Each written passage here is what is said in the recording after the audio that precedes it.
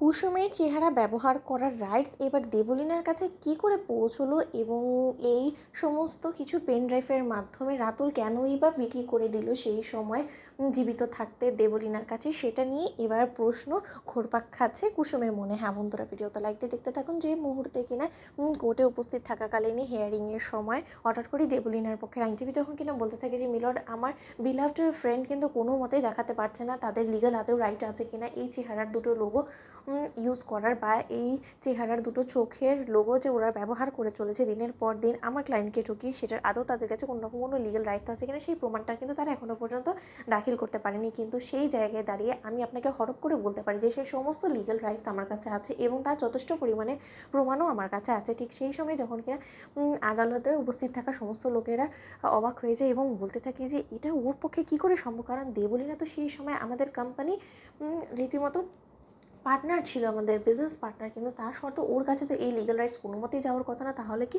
রাতুল আমাদেরকে ঠকিয়ে আমাদের সঙ্গে মিথ্যাচার করে ও কোনো মতে এই দেবলীনার কাছে এই সমস্ত রাইটসগুলো দিয়ে গিয়েছে, দেবলীনাকেও বলে গিয়েছে সমস্ত কথা। কিন্তু রাতুল আর যাই হোক না কেন আমাদের সঙ্গে বিশ্বাসঘাতকতা করবে সেরকম ছেলে তো অন্তত রাতুল নয়।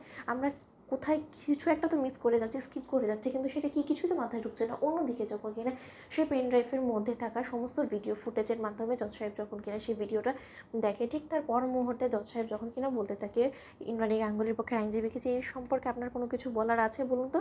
ঠিক সেই সময় হঠাৎ করে যখন কিনা সেই পেন ড্রাইভের মধ্যে থাকা সমস্ত কথা, সমস্ত ভিডিও ফুটেজ এডিট করে দেবলীনা যখন কিনা চালাকি খাটিয়ে নিজের উপরে এনে নিজে রাইটস আছে সেই সমস্ত কিছু প্রমাণ করতে সক্ষম হয়ে যায়। ঠিক সেই সময় এক পর্যায়ে জজ সাহেব যখন কিনা রায় শোনাতেই নেবে, তখনই কোনো রকম কোনো আর উপায় না খুঁজে পেয়ে কুসুম যখন কিনা হাত জোর করে কান্নায় ভেঙে পড়ে জজ সাহেবের কাছে এবং বলতে থাকে যে জজ সাহেব আর যাই হোক না কেন প্রত্যেকটা মানুষের তো ভুল শুধরানোর জন্য আরও একটা সুযোগ পায়, তাহলে আমরা কেন পাবো না বলুন তো। আপনি আমাদেরকে আর একটা সুযোগ দিন, আর একটা দিন আপনি আমাদেরকে দিন। এর মধ্যে যদি আমরা কোনো মতে আমাদের এই লোগো ইউজ করার রাইটস আছে কিনা সেটা যদি প্রমাণ করতে আমরা সক্ষম না হই, তাহলে বরঞ্চ আপনি যে রায় আমাদেরকে দিবেন সেটাই আমরা মাথা পেতে নিতে রাজি আছি, কিন্তু আমাদেরকে আর একটা দিনের অন্তত আপনি সুযোগ দিন। ঠিক সেই সময় জজ সাহেব যখন কিনা এক পর্যায়ে কনভিন্স হয়ে গিয়ে বলতে থাকে যে ঠিক আছে, আপনি যখন আর একটা দিন চাচ্ছেন আমি আর একটা দিন আপনাদেরকে দিতে আছি, রাজি আছি, কিন্তু তার পরবর্তীতে আমি যে রায় আপনাদেরকে শোনাবো সেই রায়টা আপনাদেরকে মাথা পেতে নিতে হবে। ঠিক সেই সময় এক পর্যায়ে কুসুমের